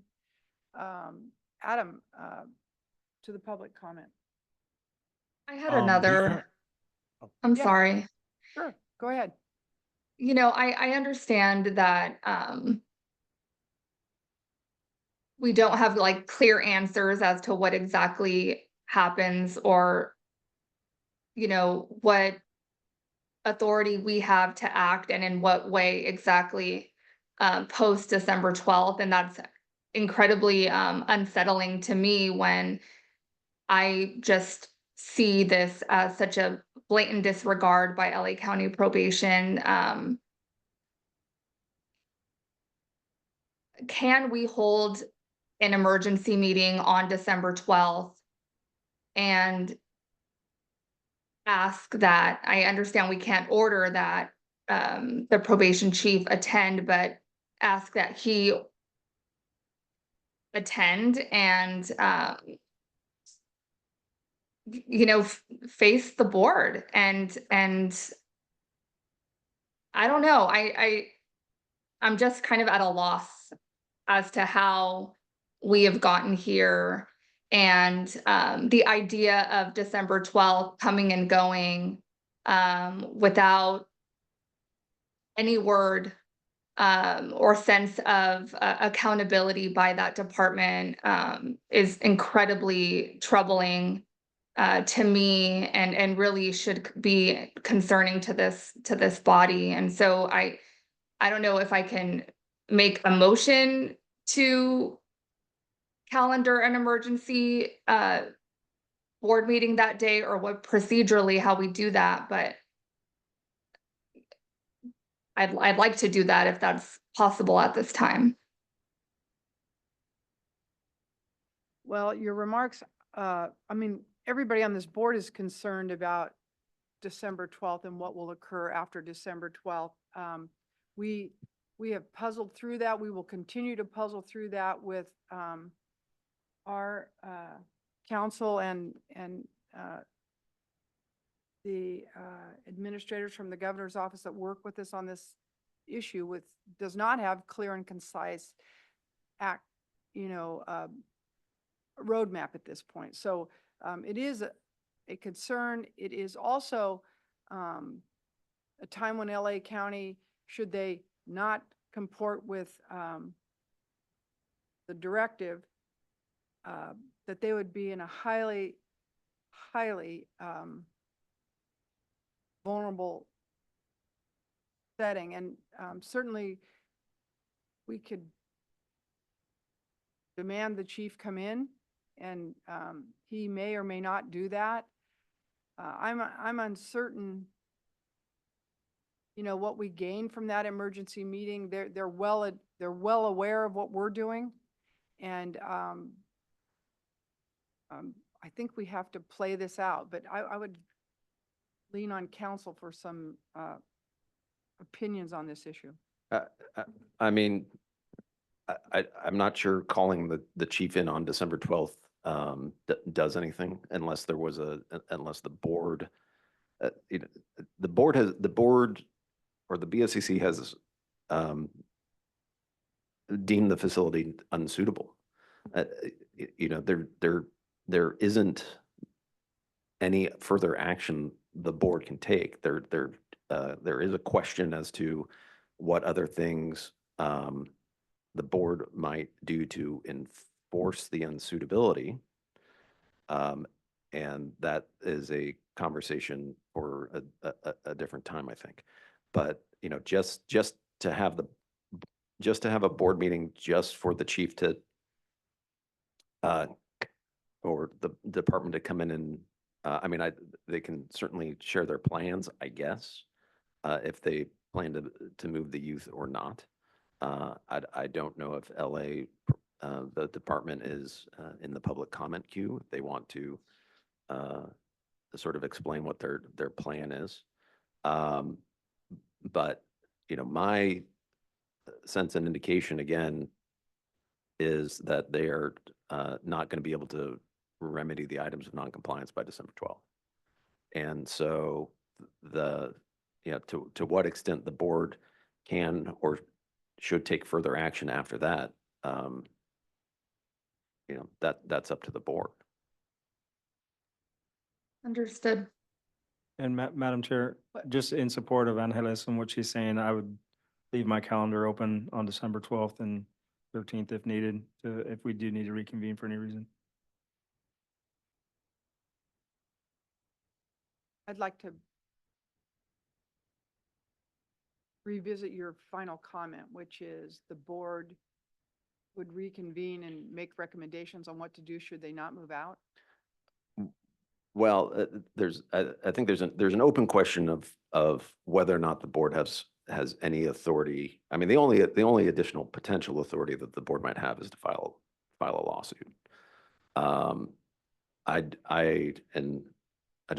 don't want to opine on that at this time in open session. And certainly we can calendar something to come back in to discuss that as something to discuss in a closed session. So the purpose of a December 12th meeting is to have the chief come in and give us his plan or lack of plan. What? Annalise, I'm actually No, open question to the board. Perhaps returning in a closed session on the 13th so that we as a board have an understanding of what to expect Perhaps we will have more clarity by that date. By then, the deadline would have passed. And maybe the next steps will become more clear for us. Well, I think I just that- can't imagine waiting until our next board meeting. I believe it's scheduled for February, to learn, to hear like where we're at. I can't imagine waiting that long.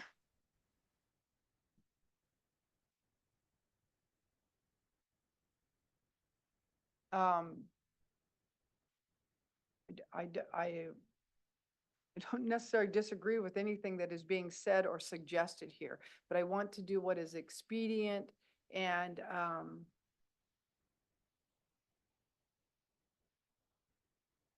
if lawful is the word I would choose at this point, for remedies should LA not move out. So I think we can, if the board would trust, entertain a suggestion that we would work towards a virtual or a meeting following the date of December 12th to inform the board of plausible remedies in a closed session. I think that is agreeable. In my mind, council, are you comfortable with that? Yeah, I think we can, I think we can look at calendars and either that week or the following week to look. For us and them if we do it that way. So yeah, you can reassign the ones that Nina has to me. So we're getting some, Yeah, there's somebody's not on mute. Okay. yeah, Once we again- can certainly look at potential dates in December upon call of the chair to reconvene. Yeah, I think that's a meaningful step forward. If that satisfies the board's wishes. And I'll begin with you, Angelis. Yes, thank you. Yes, Secretary McCumber. So LA County, if they're not in compliance, has an obligation to remove the youth by December 12th, correct? The way the statute reads is that the facility shall not be used for the confinement of youth after being found unsuitable. And so I'm just kind of hearing from the questions is we want to remind LA County of that obligation. I would expect on December 13th that someone, maybe not this board, will probably file suit would be my guess on this exact issue on that day. So I'm just seeing how, as an individual who's faced with all kinds of litigation, I fully expect that's, how this would probably play out since we don't have, as I understand it, the authority to do anything other than ask them to provide, their obligations under the law. That's accurate. Okay, thank you.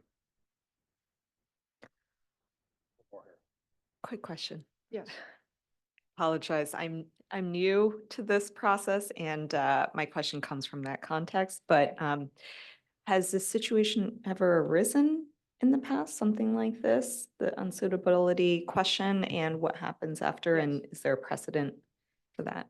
It in fact arose with LA County and they, when they were found unsuitable and the time told, they moved to another facility. Anything you want to add to that, council? Yeah, so yeah, very brief history. They were running two different juvenile halls in the county. This board found both of those facilities not suitable. They moved the youth to Los Padrinos, and that facility is now unsuitable.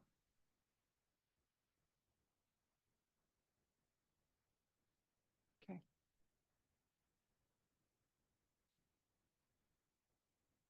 Who's, yes, Chief Haynes. Yeah, I would say, Madam Chair, it seems reasonable that after the 12th of December for the board to convene, just so that we can get an update of, where Los Padrinos is, and then in closed session, figure out what would be the next steps. I think that's reasonable, course of action to me. And would a closed session require virtual attendance or actual attendance? Because this will be a difficult one to schedule. We would want a quorum in person. Okay. So we would need, we would prefer 8 in person. All right. Okay, I think we have a bit of a next step established by the board. If we've answered questions, the board will come back to the board, but I think it's probably an appropriate time to open it to public comment.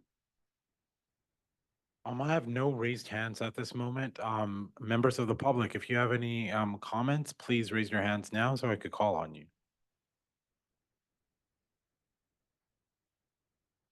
And we have one. If we could get the timer up. Before we do that, Chief Branning, you have anyone at your location? No. Ms. Kumpion, do you have anyone at your location? No. All right, so I'm gonna call on the first one, commenter. That would be Doug. Doug, you have 2 minutes. Please go ahead.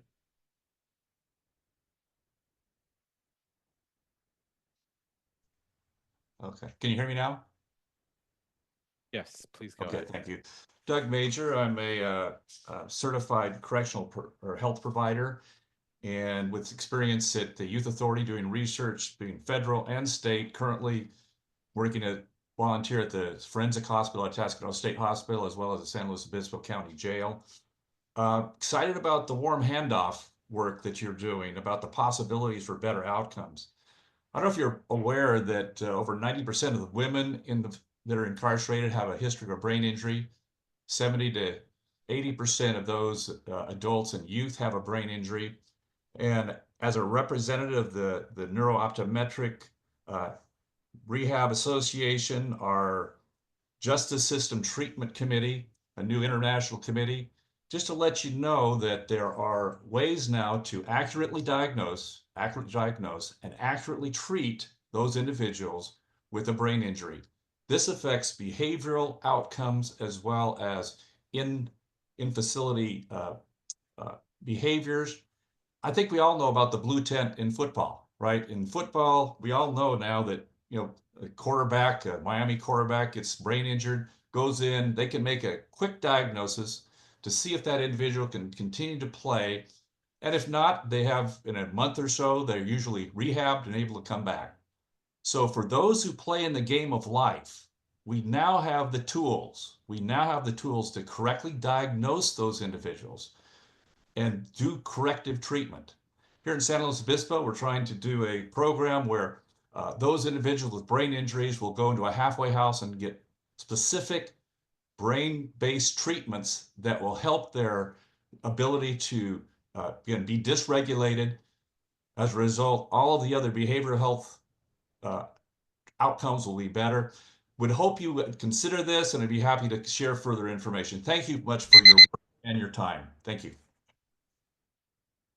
Next, we have Tynak. You have 2 minutes. Please go ahead. Hi, this is Tina Curiel from the Center on Juvenile and Criminal Justice.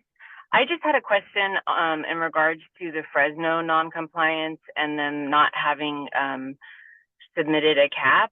If I wanted to, and I apologize, I don't have it in front of me, it may already be on the agenda what those items are of non-compliance, or is it from previous items because it was older? And then can you tell me where to find it on the website if possible for the Fresno non-compliance that they need to submit their cap by December or something or other? Thank you. Sorry for half the question. I just didn't have the information in front of me and would like to follow up on Fresno specifically.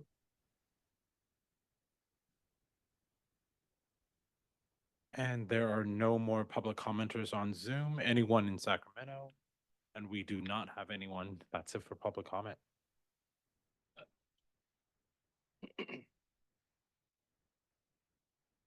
quickly in response to the last question that was posed, is that on our website? Yes, it is, Madam Chair. Okay, And their cap is not due until December 3rd, so we have not received it yet. okay. Thank you. I think that the answer she was requesting. And back to the board, any further questions or comments following public comment? Being none, this is not an action item. I think it was a good discussion and appropriate in light of what's going on. We now will address. Yeah, well, we're going to do a little housekeeping, Madam Chair. What I'd like to do is for Adam to call attendance for Mr. McCumber to indicate that he is here. And then we will ask him to add on to the agenda items sort of one at a time to record his vote on those items. All righty, Mr. McCumber. Here. Thank you, Mr. And we'll go over the agenda items. We will go over agenda item A, B, and C. Those are the minutes, SB 863. We'll take the consent items altogether. Altogether, for him. Okay, Yeah. so Mr. McCumber. Aye. All right, that motion carries for agenda items A through D. And we will go to agenda item E, the MMIP grant, cohort 3, Mr. McCumber. Aye. The motion carries for agenda item E. Agenda item F, adult reentry grants, request for proposals, Aye. Mr. McCumber. Aye. Thank you. The motion carries for the Sorry, agenda jumping item the F. Agenda item G, implementation of AB 268, Mr. McCumber. Aye. The motion carries for agenda item G, and that is it. Thank you. We are now back to the agenda. And this is the time of the meeting when any member of the public or in the audience here virtually or in the audience today can have public comment on any item, whether it was or was not on the agenda. So I will defer to Adam. Members of the public, if you have any comments on any of the agenda items, please raise your hands now. And while we wait for any raised hands, Chief Browning, do you have anyone at your location? No. Ms. Kumpion, do you have anyone at your location? No. Okay. And we have no public comments in Sacramento and none on Zoom. That's Thank it. you, Adam. And we will now close this meeting of the Board of State and Community Corrections. Our next meeting is scheduled for February 13th, 2025. Until then, you will be hearing from us regarding the issues raised during the last agenda item. And I appreciate all your attendance and time, and thank you all. Thank you. Thank you.